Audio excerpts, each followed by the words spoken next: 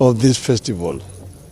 The former governor, Mr. Nanok, came to me and suggested that he wanted to start something of this nature. And I told him that is really welcome.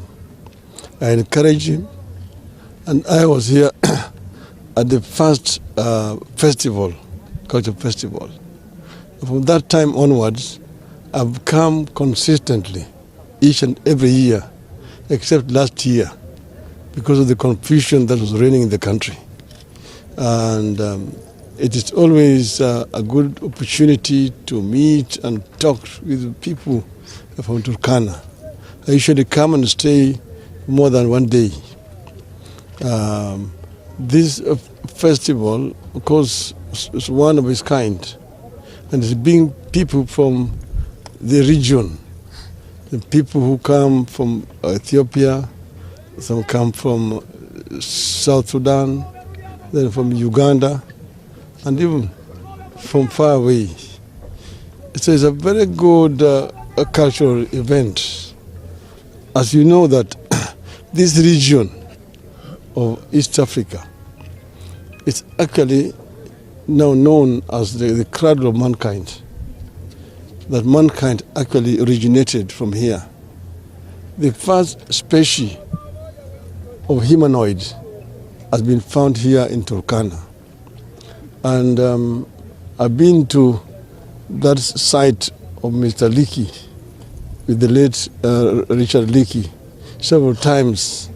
And he has taken me through this research work which he was doing in conjunction with the University in California and the UK. And it is actually amazing what is here. And that's the reason why each time I talk to people, foreigners who come here say, welcome home, because this is where the humanity actually started before it spread to other continents. That's what makes this place actually very unique.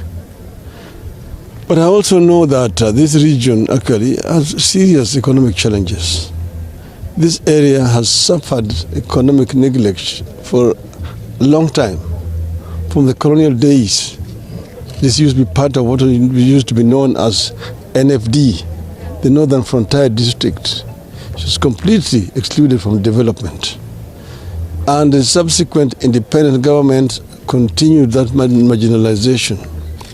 Remember when I was the Prime Minister, I'm the one who came up with a minister for arid and semi-arid lands, and appointed Mr. Elmi to lead that ministry. That's when we started what you call affirmative action, to deal with the areas which had been historically neglected and mainstream them in development. And then when devolution came, we came up with a revenue share which tended to favor these regions which were backwards.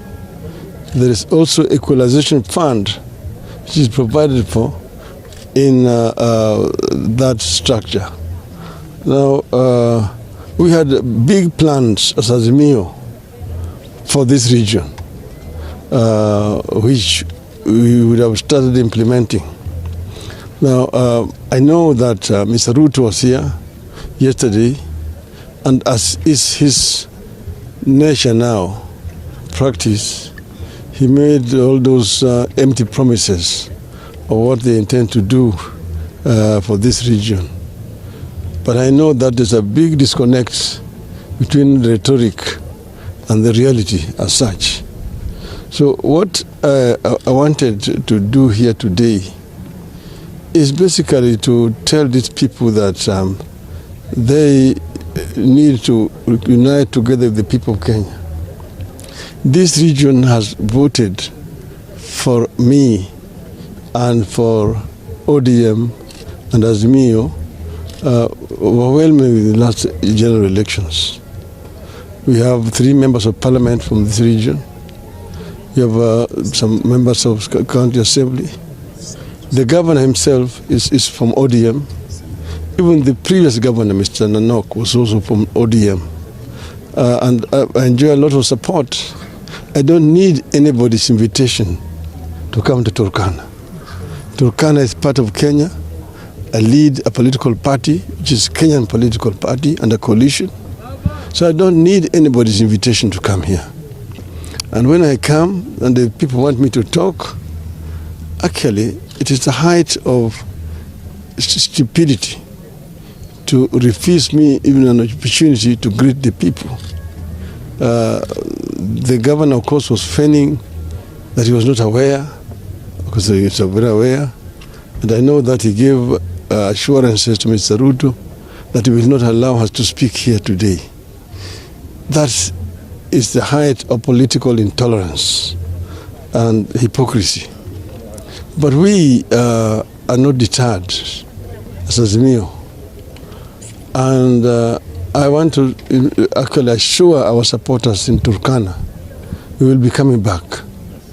We'll come back for a political rally. And to talk to them more seriously about what needs to be done. These people suffer the same thing that the rest of the country is suffering from. The cost of living, they've been told, is very high for the people here. Most of them cannot make ends meet in an arid region like this one here. We need to do affirmative action. This is the area where the government should do subsidies so that people can really make ends meet. Some of them are not even able to take their children to school. The healthcare system itself is suffering seriously. And you know that this regime has no proper plans to improve healthcare. They are trying to centralize healthcare, to move it from the counties. But I know that they just want to recreate the past. The same thing is applying with education. As you see, that university education is going to collapse unless something drastic is done to rescue it. So we have come, and I'm happy that the people have escorted us very well. I just want to tell them we will be back soon. Thank you very much. Asante. No questions, thanks. Because of flight time. Yeah, thank you. Thank you, Mheshimiwa Madam.